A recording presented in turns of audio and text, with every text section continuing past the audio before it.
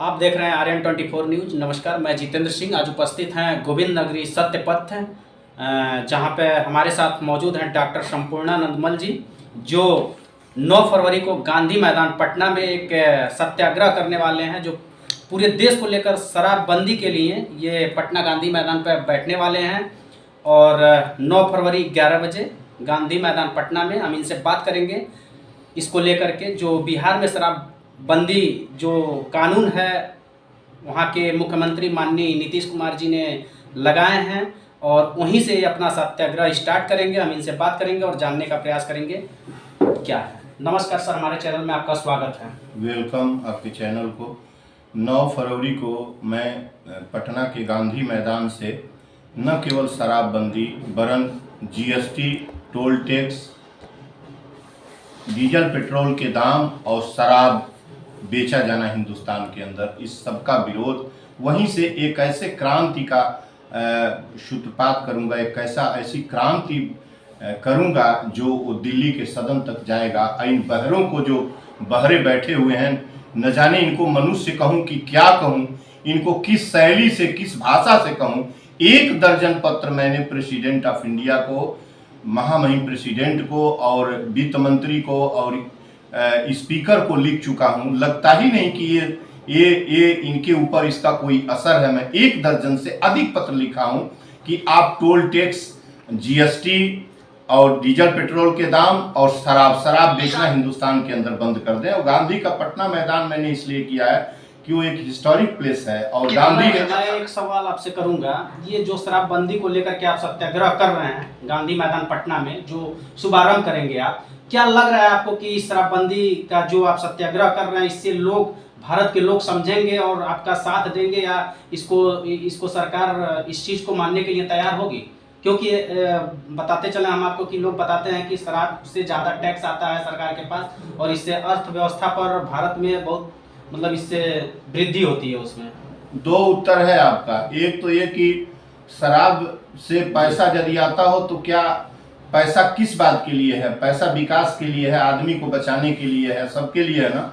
जब आप हम ही को मार देंगे, जिससे पैसा कमा रहे हैं वही नहीं रहेगा, आदमी ही नहीं रहेगा, तो क्या होगा? दूसरे, जब शराब लाइसेंसी दुकान लगाकर शराब की दुकान खोलकर सरकार नहीं खोलती थी, तो भारत आज से ज्यादा समृद्ध था। और भारत में समृद्ध पैसा क्वांटम में तो नहीं था, लेकिन लोग ज्यादा समृद्ध थे और ज्यादा अच्छी तरीके से रहते थे। शराब बेचकर पैसा जो कह रहे हैं ये झूठे हैं।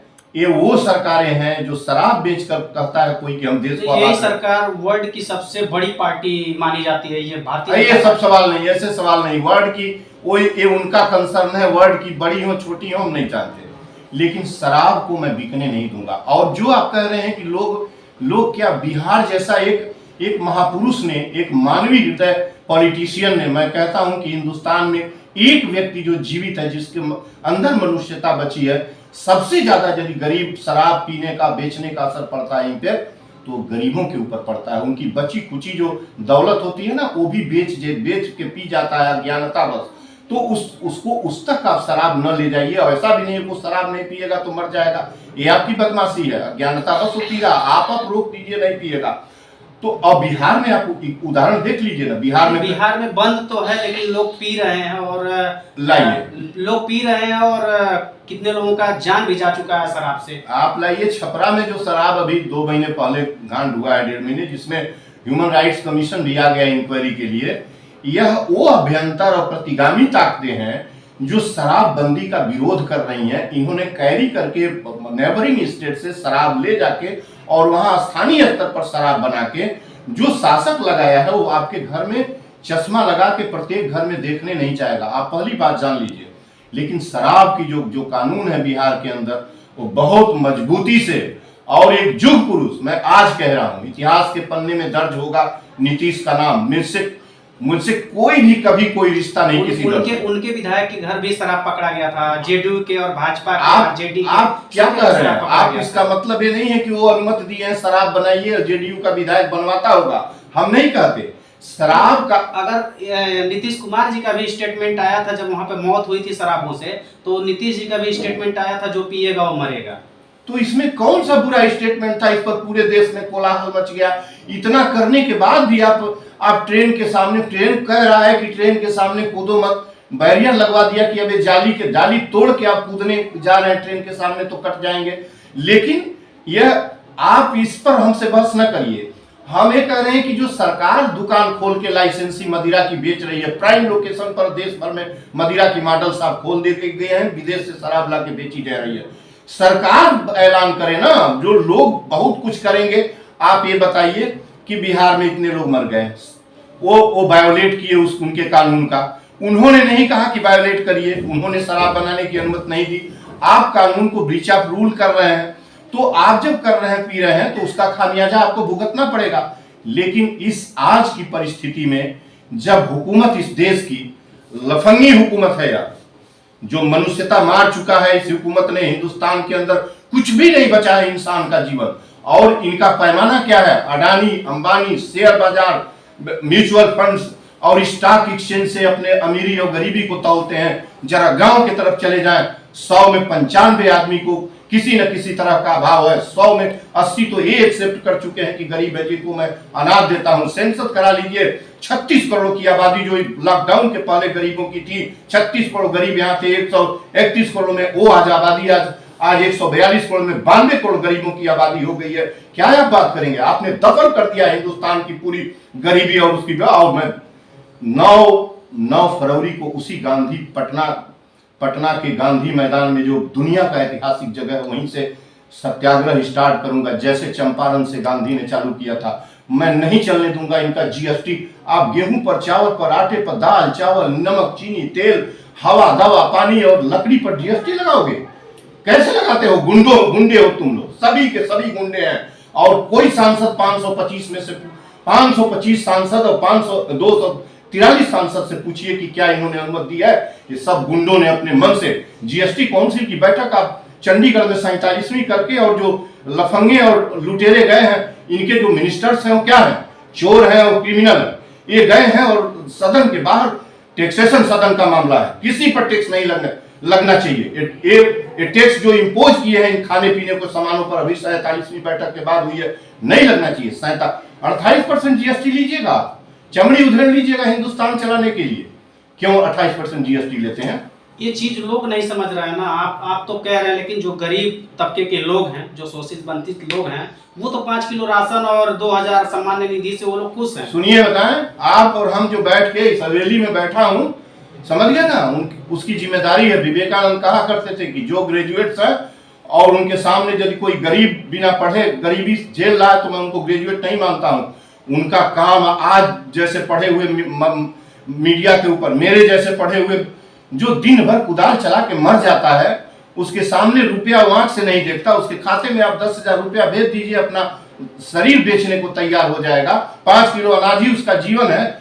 वो क्या करेगा बंद जुबान आदमी? लेकिन उन तक इस बुराई को पहुंचाना है कि जो आपको एक कौरा खाते में दिया जा रहा है, ये आपके पेट की अंतड़ी निकाल रहे हैं एक तरफ। जो आपके खाते में किसान सम्मान निधि, वो किसान सम्मान निधि है, अरे वो तो वोट निधि है सीधे सीधे। और इन्हीं का नहीं, वो सभी बांट रहे हैं। दिल्ली में सरकार को देखिए क्या करता है, वहां का क्या करता है, वो क्या करता है। वहां शराब के लिए कितना महान सरकार है, बिहार की गवर्नमेंट कितनी बड़ी है कि जिस दिल्ली में शराब के लिए केंद्र और वहां की केजरीवाल सरकार के बीच टसेल हुआ था, 1300 करोड़ रुपए के लिए मारामारी मची हुई थी गमन, और उसके बाद वह रेवेन्यू ठोकर मार दिया है नीतीश ने। आप ले जाके भले कराइए, लेकिन ये एक शराब हिंदुस्तान में कैसे बिकेगी यार? ये गांधी का, विवेकानंद का, कबीर का, नानक का, रहीम का, ये बुद्ध महावीर का देश है। यह 50% औरतों का देश है। और जब शराब बेचिएगा तो बलात्कार और हिंसा कौन रोकेगा? हमें बताइए। बलात्कार और हिंसा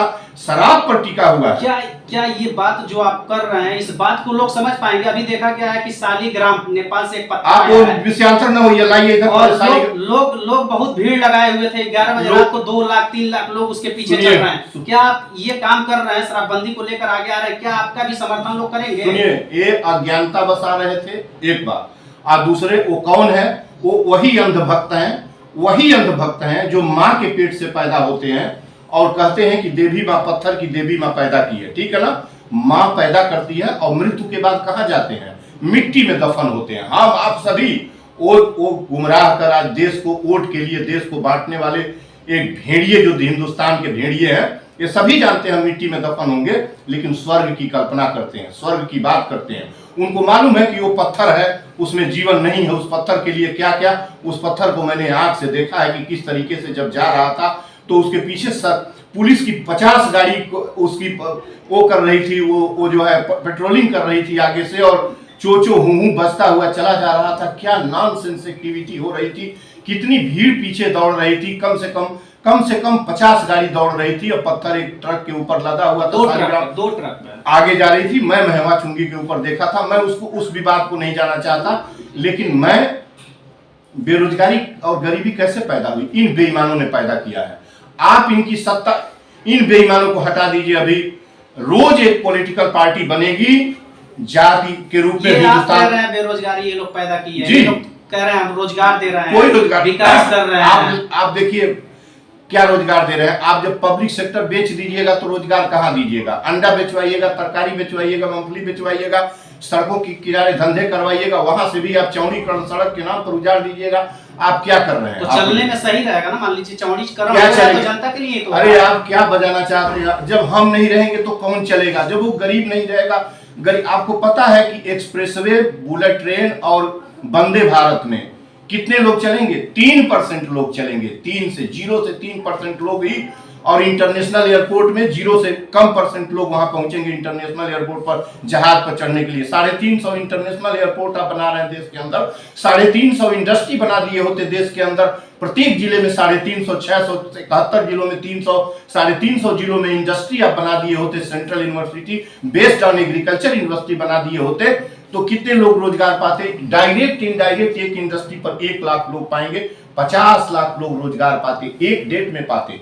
और आप करोड़ों का, हजारों करोड़ों का प्रोजेक्ट तैयार कराते हैं। हिंदुस्तान को सड़क का देश बनाना चाहते हैं। इंसानियत मरती चली जा रही है। बेईमान है सब, ये चोर हैं, बेईमान हैं, गुंडे हैं। देखिए ये चोर, लुटेरे, व्यभिचारी, बलात्कारी और क्रिमिनल्स हैं, जिनको मानवा अपने अधिकार का, विशेषाधिकार के हनन का कराना हो कराएं। न्यायालय में जब चल के एक का सबूत दूंगा ना, तो ये और शीशा पहले बनवा लें अपने कद के बराबर का, और ये देख लें कि जो अगला कह रहा है, ये डॉक्टर मल कह रहा है, उसमें क्या हकीकत है। अभी मैं इनको कह रहा हूं कि लाइन पर आइए। मैं उस सदन, आपके लिए फरिश्ता का दिया सदन होगा, मेरे लिए वह सदन भगत सिंह, गांधी और अशफाकुल्ला का कोटेशन सुनेंगे तो इन लोगों को उससे ज्यादा नहीं है। और मैं उस सदन और उस लेजिस्लेटिव के ऊपर मैं किस शब्दों में इस्तेमाल करूं, आपके लिए अति सम्माननीय होगा। मेरे लिए केवल लुटेरों का अड्डा बन गया है। आजादी के बाद से कोई अच्छा काम इन सबों ने नहीं किया है। केवल जितना हमारे जब ये कानून बनाते हैं तो हमारा एक फ्रीडम छीन लिया जाता है, चाहे वो कोई कानून। लोग देखा जाता है कि आंदोलन या सत्याग्रह या जो भी करते हैं तो हजार लोगों की संख्या लेकर के करते हैं। क्या आप अकेले इस मुहिम को, अकेले पूरे भारत में कितना मजबूत कर पाएंगे इसको? 5 आदमी के साथ गांधी चंपारण में सत्याग्रह करने गए थे। अकेले मैं इस आंदोलन को, और आप जान रहे हैं अकेले ना, ये सभी लोग रहेंगे जब वो जानेंगे। आप बड़ी मीडिया बताएगी नहीं, इन दलाल मीडिया को जब लोग जानेंगे तो आएंगे। और मुझे यह बताना नहीं है किसी को, इसलिए कि मुझे सदन में नेता नहीं बनना है, मुझे मेयर नहीं बनना है। मैं थूकता हूं इस चोर कटाई के धंधे पर। ये सब चोर हैं हिंदुस्तान के। ये जनता के पूरी तरह क्रश करके जो भी ये करते हैं, इनके एक पैर पड़ते हैं तो जनता के पेट की कीमत पर बढ़ते हैं। हमारे टैक्स के पैसे से एक कदम सड़क पर बढ़ाते हैं। इनको कौन कहता है कि तुम मेंबर ऑफ पार्लियामेंट जाकर बन के हमारी सेवा करो? अरे ये तो हिंदुस्तान को हिंदुस्तान रहने नहीं देंगे। 75 सालों में इन्होंने हिंदुस्तान के हिस्से का सब कुछ बेच दिया। हमारे हिस्से में आज क्या बचा है? हिंसा, अनुशासनहीनता, बलात्कार, जितना भी संविधान को वायोलेट किया, डेमोक्रेसी को तोड़ा, क्या छोड़ दिया है भाई? क्या चाहते हैं आप? 9 तारीख को जो आपका ये शराबबंदी सत्याग्रह है गांधी मैदान पटना में, उसको लेकर क्या कहना चाहेंगे हमारे चैनल के माध्यम? कोई नहीं कहना चाहूंगा। मैं 9 तारीख को सवेरे 5 बजे अपने निजी वाहन से पटना चलूंगा। 11 बजे गांधी मैदान में जो भी रहेगा जो भी रहेंगे, एक आदमी रहेगा, अकेले करूंगा, 10-5 लोग जो रहेंगे, सत्याग्रह स्टार्ट करूंगा। वह सत्याग्रह शराबबंदी, जीएसटी, टोल टैक्स, निजी गाड़ियों पर टोल टैक्स, जो डाका टैक्स है इसका वो खत्म कराने, प्राइवेट जो गाड़ियां हैं, जो ट्रक हैं, उस पर 1 रुपये पर किलोमीटर लेने, शराब को बंद कराने, भारत भूमि पर शराब नहीं बिकने दूंगा। और डीजल को 64 रुपये, पेट्रोल को 75 रुपये। अरे ये छोड़ दे सत्ता को, ये दूसरे के लिए छोड़ दे। अब तो कुछ बचा नहीं है इस देश में। वित्त मंत्री मनमोहन सिंह जीवित नहीं है, विख्यात दुनिया के इकोनॉमिस्ट हैं, वर्ल्ड रिनाउंड इकोनॉमिस्ट हैं। सुब्रमण्यम स्वामी हार्वर्ड के प्रोडक्ट इकोनॉमिस्ट हैं, पीएचडी किए हुए। इनसे आप सलाह नहीं ले सकते? आप क्यों नहीं सलाह ले सकते? इसमें कौन सी डेमोक्रेसी पर आंच आ जाएगी सलाह? वो लोग सदनों के अंदर हैं, वो लोग मर्यादित और चरित्रवान लोग हैं, वो लोग दुनिया की इकोनॉमी को समझते हैं। आज एक लुटेरे ने, हिंदुस्तान के लुटेरे ने 900,000 करोड़ रुपए, 9 लाख करोड़ रुपए का लगभग चूना लगा दिया, हिंदुस्तान का पतन कर दिया है उसने। सारा शेयर बाजार डूब गया। और वो पैसा किसका है? वो पैसा ये भ्रम में है, जांच नहीं करा रहे। उसको जेल जाना चाहिए, उसमें देर हो रही है। पहले उसको इमीडिएट अरेस्ट किया जाना चाहिए कि वो भारत से भागने ना पाए। उसमें गरीबों का पैसा है, LIC का पैसा है, स्टेट बैंक का पैसा है। और वो कैसा किसका पैसा है? वो जनता का पैसा है। लोग सोच रहे हैं केवल जांच की सीमा से हो जाएगा, नहीं। उसको पहले अरेस्ट किया जाए, पूछा जाए। और जिन लोगों ने इतनी बड़ी पूंजी, हिंदुस्तान का 1/3 पूंजी उसके पास था, 34 लाख करोड़ का बजट पिछला था, और 12.5 लाख करोड़ रुपया उसके पास 1/3 बजट का एक आदमी हिंदुस्तान का पैसा लेके दबा के अपने जेब के अंदर रखा हुआ था। हिंदुस्तान में क्या बचा है यार? कुछ भी तो नहीं बचा है। हम तो नहीं रहना चाहते ऐसी व्यवस्था में। आप मरवा दीजिए गोली, हम नहीं रहना चाहते आपकी इस व्यवस्था में। मैं आपकी इस व्यवस्था का विरोध करूंगा, अहिंसात्मक तरीके से करूंगा, सत्य के तरीके से करूंगा। हमारा घर किसी ने अभी खिरियाडीह में गया था किसान आंदोलन में, तो एक मीडिया वाले ने कहा कि घर पर बुलडोजर चल जाएगा। चलवा दीजिए बुलडोजर, मैं स्वागत के साथ घर छोड़ के निकल जाऊंगा, सड़क पर जाऊंगा और चलवा दीजिए जोगी जी से बुलडोजर। जोगी जी की हिमाकत है, बुलडोजर चलवा देंगे। उसी व्यवस्था का पैदा, जहां से वो पैदा है उस व्यवस्था के रूट से पैदा हो। हम लोग उसी जोगी धर्म के रहने, हम वो अपना जोग धर्म छोड़ चुके हैं, वो निश्चित ही गोरख का मार्ग छोड़ चुके हैं। आज सत्ता के लोभ में पागल हुए जोगी न जाने क्या क्या कर रहे हैं। हम लोग उसी गोरख पंथ के हैं, समझ गए ना?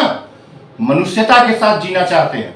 मेरे दरवाजे पर कुछ नहीं हो सकता, इसलिए कि यदि इनकी राय, इनका IB, इनका CBI, जितनी भी इनकी जांच एजेंसियां हैं, जांच कराइए। यदि मेरे हिस्से में इस मुल्क का 1 रुपया चोरी का, दलाली का, किसी के से लेने का आएगा और हत्या के नाम पर किसी को सुई चुभाने का मेरे जिम्मे लदेगा और मेरे ऊपर आरोप तय होगा, तो कानून के हवाले कर दूंगा, इस मुल्क का त्याग कर दूंगा, नहीं तो इनको नहीं रहने दूंगा। धन्यवाद। तो इस समय हम उपस्थित थे जनपद गोरखपुर में, यानी सत्यपथ गोविंद नगरी, जहां पे हमारे साथ जुड़े हुए थे डॉक्टर संपूर्णानंद मल जी। और ये 9 फरवरी को पटना के गांधी मैदान में एक सत्याग्रह करने वाले हैं, जो शराबबंदी को लेकर के, और सत्याग्रह सिर्फ शराबबंदी को लेकर के नहीं, GST, टोल टैक्स और ये तमाम चीजों, डीजल पेट्रोल के दामों को लेकर के इनका मान है कि जो 2014 के पहले जो 64 और 74 था, उसी तरह के इसका प्राइस लागू किया जाए। तो आप देखते रहिए RN24 न्यूज़, बने रहिए। धन्यवाद।